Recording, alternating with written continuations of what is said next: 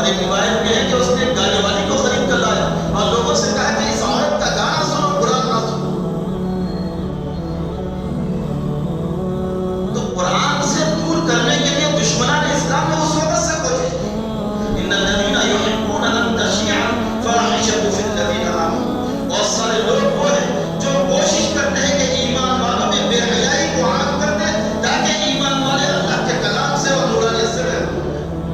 یحبون ان تشیع الفاحشۃ فی الذین آمنوا۔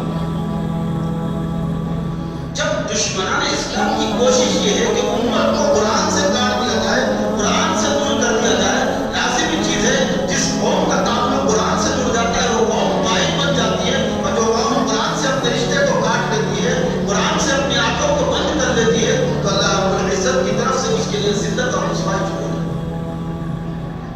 پارے 25 سورہ زخرف میں اللہ نے فرمایا وَمَنْ يَعْشُ عَنْ ذِكْرِ الرَّحْمَنِ نُقَيِّضْ لَهُ شَيْطَانًا۔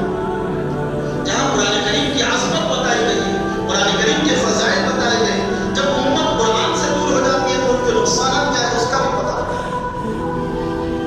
اللہ نے فرمایا جو قرآن سے آنکھیں بند کر لیتا ہے، قرآن کی تعظیم اس کے اندر نہیں، قرآن پڑھنا نہیں چاہتا، قرآن سننا نہیں چاہتا، قرآن سے تعلق اس کا نہیں ہے، اللہ فرماتے ہیں نُقَيِّضْ لَهُ شَيْطَانًا، ہم اس کے ساتھ ایک شیطان بنا دیں گے، فَهُوَ لَهُ قَرِينٌ، وہ اس کا ساتھی بن جاتا ہے۔ اب وہ شیطان اس کے دل میں خیال ڈالتا ہے کہ یہ کام کر، یہ کام کر، وہ کاموں میں لگ کر قرآن سے دور ہٹنا شروع ہو جاتا ہے اور قرآن سے دور ہٹتا چلا جاتا ہے، اور آگے کی آیت میں ہے کہ وہ اپنے آپ کے بارے میں یہ خیال کرتا ہے کہ میں بہت اچھا ہوں اور اچھا کام کر رہا ہوں، حالانکہ اس کی زندگی قرآن سے دور ہے۔ وَمَنْ يَعْشُ عَنْ ذِكْرِ الرَّحْمَنِ نُقَيِّضْ لَهُ شَيْطَانًا فَهُوَ لَهُ قَرِينٌ فَإِنَّهُمْ لَيَصُدُّونَهُمْ عَنِ السَّبِيلِ وَيَحْسَبُونَ أَنَّهُمْ مُهْتَدُونَ، وہ گمان کرتا ہے کہ میں ہدایت پر ہوں، میں سیدھے راستے پر ہوں، حالانکہ قرآن سے میں ہوں۔ اور پارہ 26 کے دوسرے صفحے پر تو اللہ نے انتہائی اہمیت والے الفاظ ذکر کر کر امت کو سبق دیا۔ وَإِذَا ذُكِرَ اللَّهُ وَحْدَهُ اشْمَأَزَّتْ قُلُوبُ الَّذِينَ لَا يُؤْمِنُونَ بِالْآخِرَةِ، جن کے دل منقبض ہو جاتے ہیں، جن کے دلوں پر اللہ مہر لگا دیتے ہیں، ان کو قرآن کی لذت سے محروم کر دیتے ہیں۔ نہ قرآن پڑھنے میں مزہ آتا ہے، نہ قرآن سننے میں مزہ آتا ہے، اور آگے اللہ رب العزت نے فرمایا اتنے بے چین ہو جاتے ہیں۔ مُقَيِّضْ لَهُ شَيْطَانًا کی جو علامت بتائی گئی ہے، وَإِذَا ذُكِرَ اللَّهُ وَحْدَهُ اشْمَأَزَّتْ قُلُوبُ الَّذِينَ لَا يُؤْمِنُونَ بِالْآخِرَةِ، بے چین ہوتے ہیں کہ کب یہ بات ختم ہوگی، کب قرآن ختم ہوگا، کب اللہ کی بات ختم ہوگی، کب اللہ کا کلام مکمل ہوگا، ہم تاکہ دوسرے کام کریں، کیونکہ دل پر مہر لگ چکی ہے۔ وَإِذَا ذُكِرَ الَّذِينَ مِن دُونِهِ، جب قرآن کے علاوہ دوسری باتیں کی جاتی ہیں، اِذَا هُمْ يَسْتَبْشِرُونَ، خوشیاں مناتے ہوئے اس کے اندر گھنٹوں لگانے کے لیے تیار ہو جاتے ہیں۔ اللہ رب العزت نے یہ علامتیں بتائی۔ اب ہم بھی اپنی زندگیوں کا جائزہ لیں کہ ہم کو قرآن سے کتنا تعلق ہے، ہم قرآن کتنا پڑھتے ہیں، پہلے کتنا پڑھتے تھے، اب کتنا پڑھتے ہیں، میرے گھر میں قرآن کی کتنی تعلیم ہوتی ہے، میں قرآن کتنا تلاوت کر، قرآن کی کتنی تلاوت کرتا ہوں، کتنا سمجھنے کی کوشش کرتا ہوں۔ جہاں قرآن کریم کی تلاوت کے فضائل بتائے گئے ہیں، جہاں قرآن کریم کے تلاوت کے فضائل بتائے گئے ہیں، جہاں پر اسلام نے فرمایا میں یہ نہیں کہتا کہ الف لام میم پورا ایک حرف ہے، بلکہ الف ایک حرف، لام ایک حرف اور میم ایک حرف ہے، اور ہر حرف پر اللہ 10 نیکیاں عطا کرتے ہیں، رمضان میں تو اس کا اور اضافہ ہوتا ہے۔ اور پھر الف لام میم کی مثال آپ علیہ السلام نے دی ہے، اس کے معنی کو اللہ اس کے رسول کے علاوہ کوئی نہیں جانتا، بغیر معنی سمجھے پڑھے تب بھی اس کے لیے ثواب ہے، معنی سمجھ کر پڑھے تب بھی ثواب ہے۔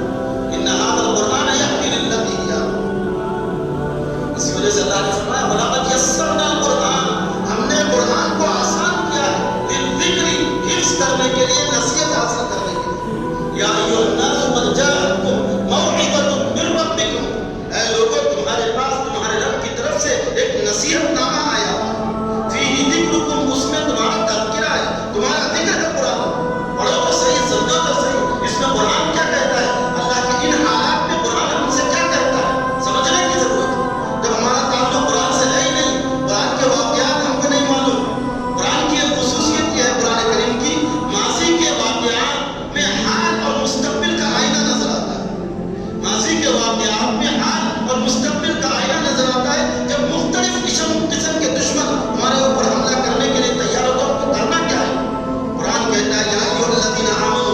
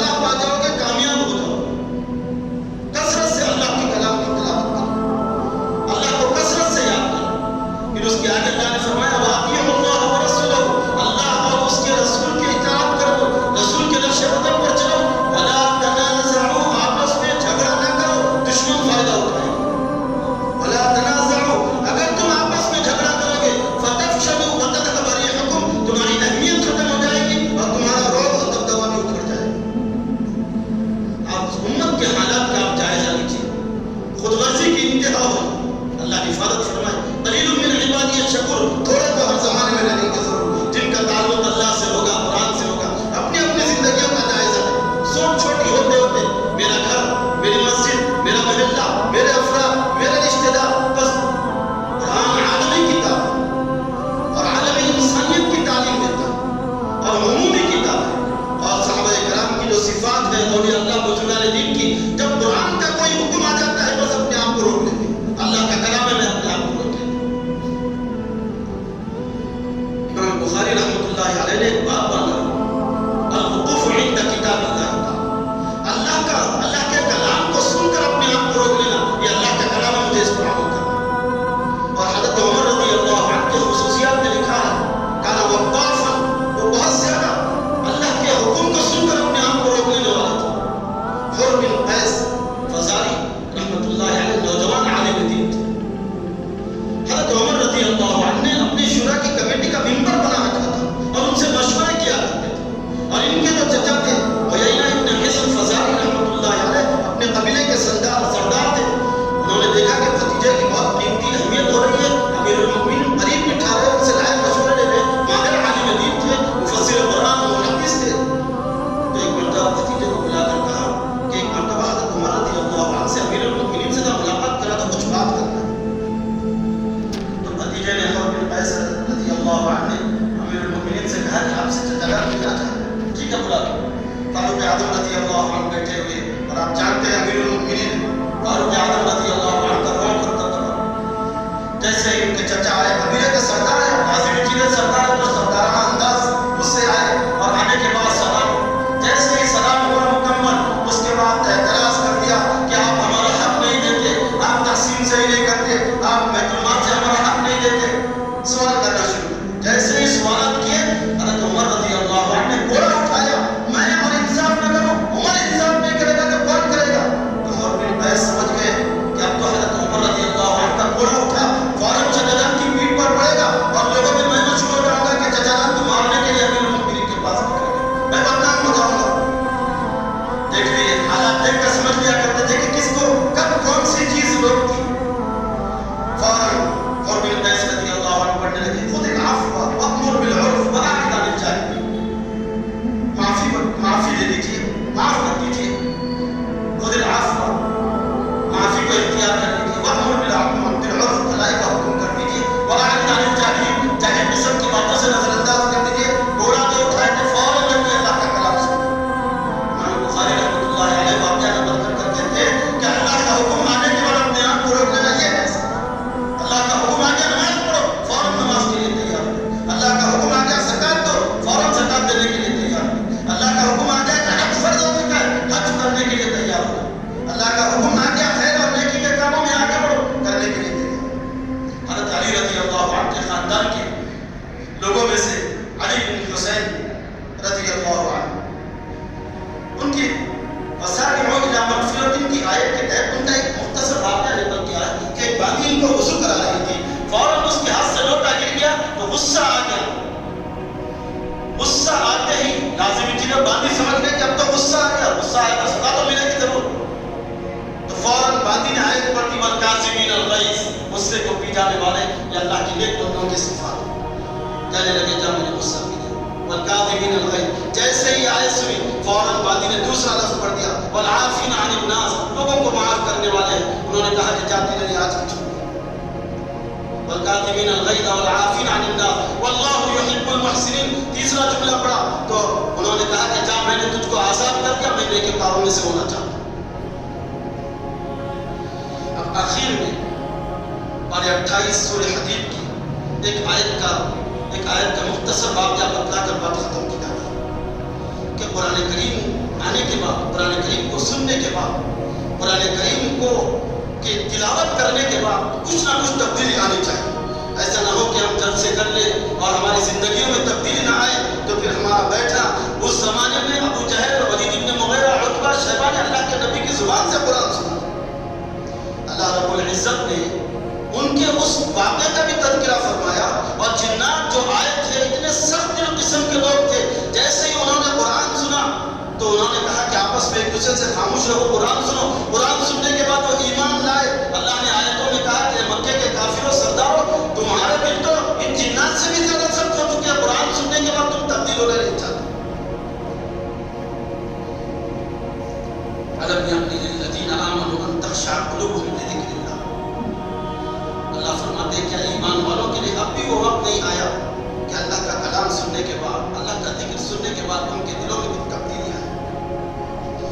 عبداللہ ابن مسعود رضی اللہ عنہ فرماتے ہیں کہ جب قرآن پڑھنے میں دل نہ لگے، نماز پڑھنے میں دل نہ لگے، قرآن سننے میں دل نہ لگے، تو اللہ سے مانگو کہ اللہ ایسا دل دیجیے کہ جس میں قرآن کی محبت ہمارے دل میں بیٹھ جائے، قرآن پڑھے تو مزہ آئے، قرآن سنے تو مزہ آئے، اللہ آپ کی عبادت کرنے میں مزہ آئے، ایسا دل دیجیے اور آخرت کی فکر اور تیاری کی توفیق نصیب فرمائے۔ حضرت عبداللہ ابن مسعود رضی اللہ عنہ نے خود کو تلقین کی۔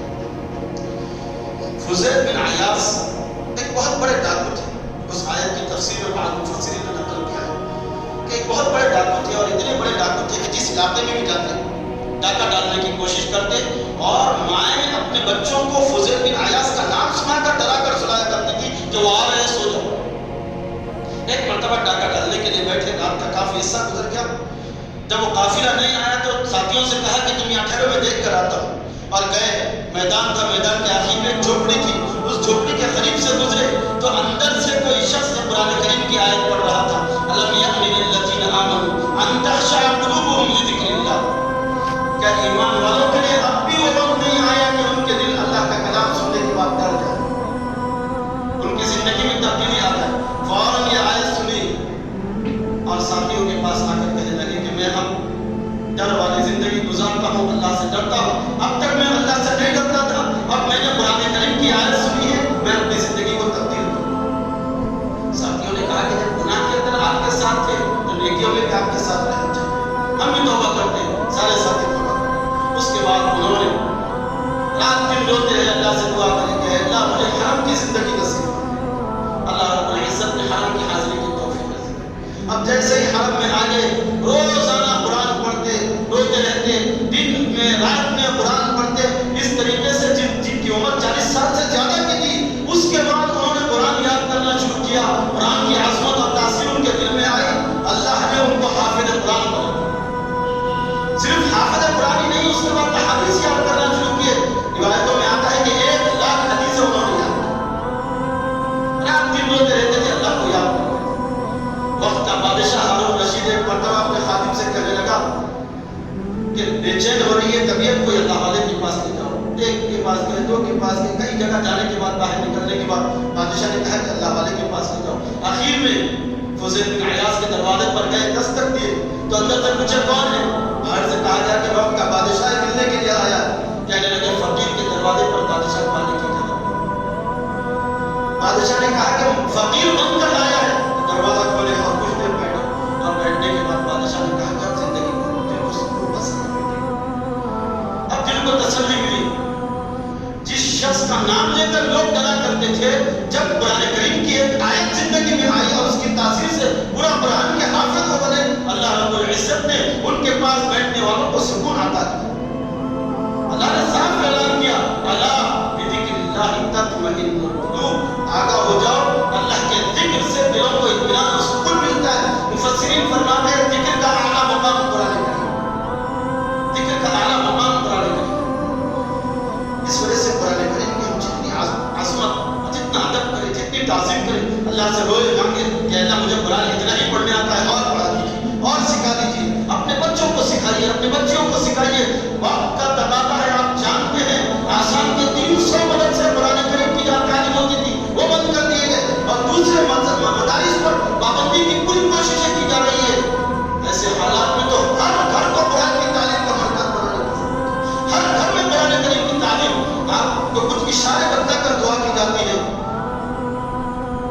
روس کی آپ تعلیم دیکھیے کہ وہاں پر پابندی لگی تھی، اس کے باوجود ان کے دلوں میں جب قرآن کی عظمت تھی تو پہاڑوں میں، جنگلوں میں بیٹھ کر انہوں نے قرآن سیکھا اور اپنی زندگی میں قرآن کو نافذ کیا۔ وہ حافظ بنے، اپنے بچوں کا حافظ بنائے، اپنی بچیوں کا حافظ بنائے۔ 12 سال پابندی لگنے کے بعد ہزاروں حفاظ، ہزاروں علماء اور ہزاروں حافظات پاک ہوتے۔ مراکش کے اندر جب پابندی لگی قرآن کریم پر تو مسلمان مصنوعی جنازہ بنا کر قبرستان لے جاتے، قبر کھود کر اندر قرآن پڑھنے کے لیے بیٹھتے۔ جب معلوم ہوتا کہ حکومت کے افراد آ رہے ہیں، سب باہر نکل کر مٹی ڈالنا شروع کر دیتے۔ قرآن سیکھنے کا، قرآن پڑھنے کا جب شوق اور جذبہ رہتا ہے تو مشکلات کے باوجود بھی سیکھنے کے لیے تیار ہوتے ہیں، لیکن جب جذبہ اور عظمت ختم ہو جاتی ہے تو گھروں میں مہینہ ہو جاتے ہیں، قرآن پڑھنے کے لیے تیار نہیں ہوتا۔ کتنے ایسے افراد جن کے ہاتھوں میں قرآن کریم ہوا کرتا تھا، اب ان ہاتھوں میں بے حیائی کے اسباب ہیں۔ کتنے ایسے لوگ جو راتوں میں ان کے ہاتھ اللہ کے سامنے اٹھا کرتے تھے، اب کتنی مرتبہ ان کے ہاتھ اللہ کے سامنے دینے کی ضرورت ہے. یہ وقت کا تقاضا ہے. اپنے گھروں کو قرآن سے جوڑیے, قرآن کی تعلیم سے جوڑیے, قرآن سے اپنی زندگیوں کا آراستہ کیجیے. اللہ نہ کرے آپ علیہ السلام نے فرمایا قرآن قیامت کے دن سفارشی بھی ہوگا, پڑھنے والوں کے لیے سفارش کرے گا کہ اللہ اس کو جنت میں داخل کیجیے. اور تو قرآن نہیں پڑھتا ہے, قرآن قیامت کے دن کہے گا اللہ یہ مجھ کو نہیں پڑھتا تھا, اب اس کو جنت میں مت داخل کیجیے, دوزخ اس کا ٹھکانا. تو اب دیکھیں کہ قرآن ہمارے لیے سفارش بن جائے یا ہمارے خلاف گواہی دینے والا بنے گا. اپنی زندگیوں کا جائزہ لے اور اپنے بچوں کو, بچیوں کو, مردوں کو, عورتوں کو قرآن سے ایسا توڑنے کی کوشش کرے کہ ہم میں سے کسی گھر کو